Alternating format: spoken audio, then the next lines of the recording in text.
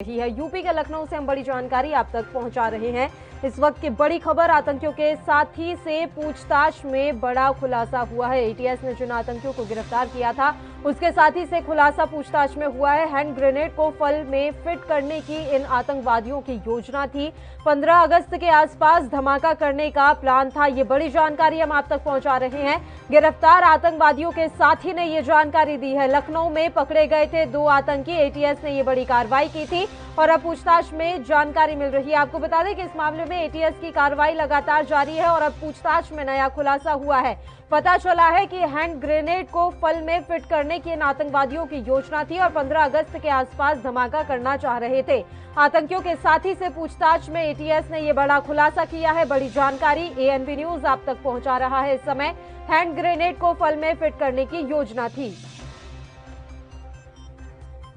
और इस मसले पर तमाम जानकारी देने के लिए ब्यूरो चीफ यूपी से प्रदीप आनंद श्रीवास्तव इस समय फोन लाइन पर हमारे साथ जुड़ गए हैं। सीधा उन्हीं का रुख कर लेते हैं। प्रदीप आनंद, बड़ी जानकारी मिल रही है।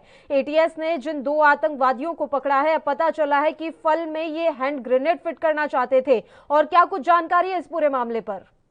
पल्लवी, ये साजिश बहुत बड़े स्तर की थी और इसका जो है आका वो अपने देश से अलग विरक्त एक दूसरे देश से बैठा हुआ था। और मैं बताऊं कि ये जो हैंड ग्रेनेड है इनको फलों की टोकरियों में और जो छोटे फलों की दुकान है वहां पर फिट करने की योजना थी, जहां पर बहुत ज्यादा पब्लिक का आवागमन होता हो, क्योंकि अभी कोरोना से जो है लोगों ने मुक्ति पाई है। धीरे धीरे जो है लोग पटरी पर आ रहे हैं, जनजीवन सामान्य हो रहा है। तो कहीं ना कहीं से बहुत बड़ी साजिश थी लोगों को मारने की, उत्तर प्रदेश को दहलाने की, जिसको यूपी एटीएस ने पूरी तरह से नाकाम कर दिया है। पल्लवी, बिल्कुल प्रदीप, लेकिन ये भी समझ में आ रहा है कि जितने बड़े बड़े खुलासे इस मामले में हो रहे हैं, वाकई में बहुत बड़ी साजिश थी। लेकिन दुखद बात यह है कि यूपी के जितने भी विपक्षी दल हैं वो ये बात कह रहे हैं कि साजिश के तहत इन लोगों को गिरफ्तार किया गया है। प्रदीप, देखिए पल्लवी, अगर हम बात करें तो उत्तर प्रदेश का विपक्ष शुरू से, अगर हम राष्ट्रीय स्तर पे बात करें तो पुलवामा हमले को लेकर तमाम तरह की आवाजें उठी थी, लेकिन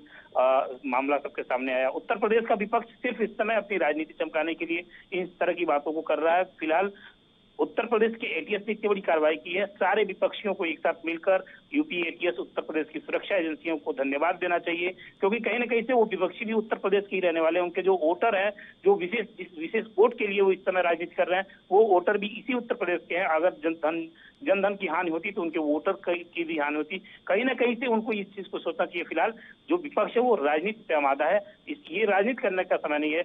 और इस समय पूरी तरह से एक साथ होकर उत्तर प्रदेश के जो सुरक्षा एजेंसियां हैं उनका हौसला बढ़ाने की जरूरत है। बिल्कुल, आखिरी सवाल है प्रदीप। जमीयत उलेमा ए हिंद ने ये ऐलान किया था कि इन 2 आतंकवादियों की तरफ से वो इस पूरे मामले को लड़ेंगे। अब जो ये खुलासे रोजाना नए हो रहे हैं इस मामले में, क्या अभी भी उनका यही फैसला है? देखिए, अभी अपने स्टेटमेंट पे वो ऐसे ही अड़े हुए हैं। उनका कोई नया स्टेटमेंट नहीं आया है और इस तरह की तमाम चीजें पिछले पीछे हो चुकी हैं। अपने ही देश की अगर बात करें तो तमाम बड़े आतंकियों के केस अपने ही देश के लोगों ने लड़ा है, तो ये बहुत नई चीज नहीं है। लेकिन अभी फिलहाल उनका स्टेटमेंट यही है और अभी खुलासे और होने हैं पल्लवी, और भी तमाम चेहरे सामने आने हैं। अभी तो एटीएस ने शुरू की है। अभी तो ये जांच जाएगी कम से कम 3 महीने, और 3 महीने के अंदर क्या कुछ सिनेरियो सामने निकल के आता है, ये देखने वाली बात होगी। पल्लवी, बिल्कुल, बहुत बहुत शुक्रिया प्रदीप आनंद तमाम जानकारी देने के लिए। आप हमारे साथ जुड़े। तो लखनऊ में जो 2 आतंकी पकड़े गए थे उनके साथी से बड़ा खुलासा हुआ है। पता चला है कि ये हैंड ग्रेनेड फल में फिट करना चाहते थे और उसके बाद 15 अगस्त के आसपास धमाके की योजना थी।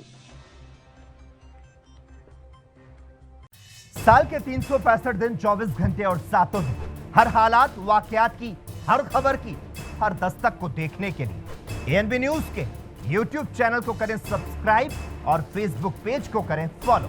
उठाइए रिमोट और जुड़िए एएनबी न्यूज के साथ।